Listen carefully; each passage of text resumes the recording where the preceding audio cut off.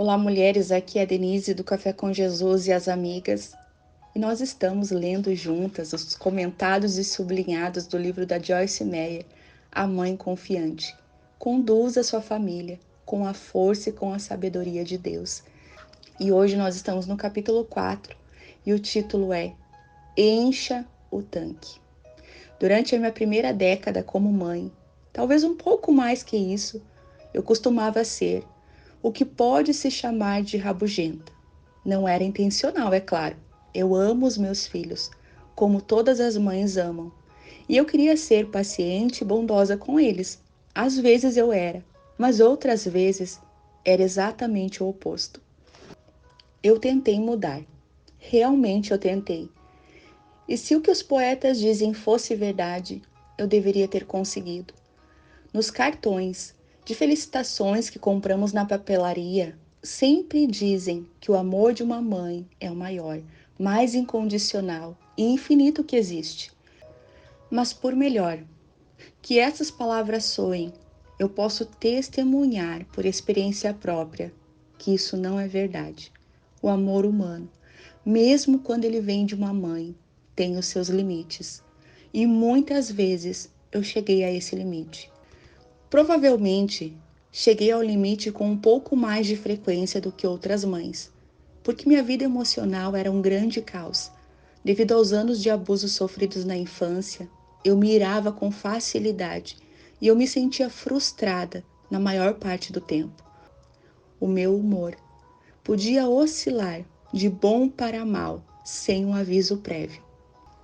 Enquanto as crianças estavam na escola, eu passava o tempo ouvindo mensagens em áudio, louvando ao Senhor e me tornando alguém muito espiritual. E enquanto eu estava sozinha em casa, eu era extremamente amorosa. Você já percebeu como é mais fácil amar os outros quando você está sozinha? Quando as crianças chegavam em casa, eu estava cantando louvores na pia da cozinha. Mas então, elas começavam a bater as portas, a deixar cair os livros e os louvores cessavam. De repente, eu explodia de irritação. Qual é o problema de vocês, crianças? Será que vocês não podem tomar mais cuidado? E blá, blá, blá.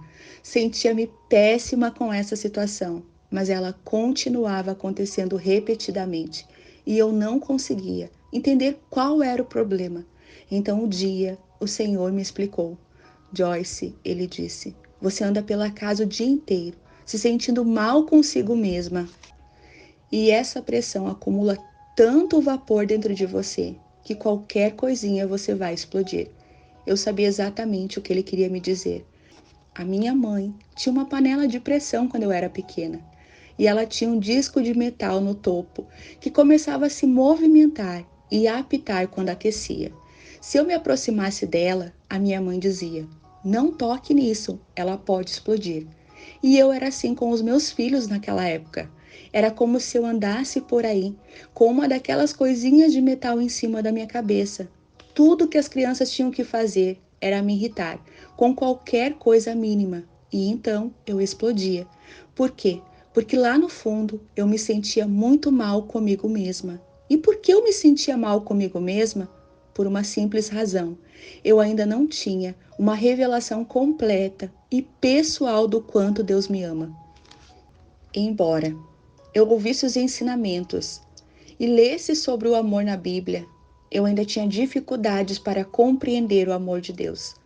A questão é que eu estava mais focada no que a Bíblia diz sobre como devemos amar os outros e eu me concentrava no que ela nos ensina sobre dar amor. O que eu não percebi era que é impossível dar uma coisa que você não tem. Então, para eu dar o amor de Deus aos outros, eu precisava recebê-lo primeiro. Isso era algo que eu não havia feito. Embora eu fosse salva e tentasse ter um relacionamento com Deus, a minha comunhão com Ele era disfuncional. Eu não sabia como receber o amor de Deus e nem o amor de ninguém. E quando Deus me mostrou qual era o problema, decidi fazer algo a respeito. Eu passei um ano inteiro estudando e confessando o que a Bíblia diz sobre o quanto Deus me ama. O princípio básico que descobri é verdadeiro para todas as mães.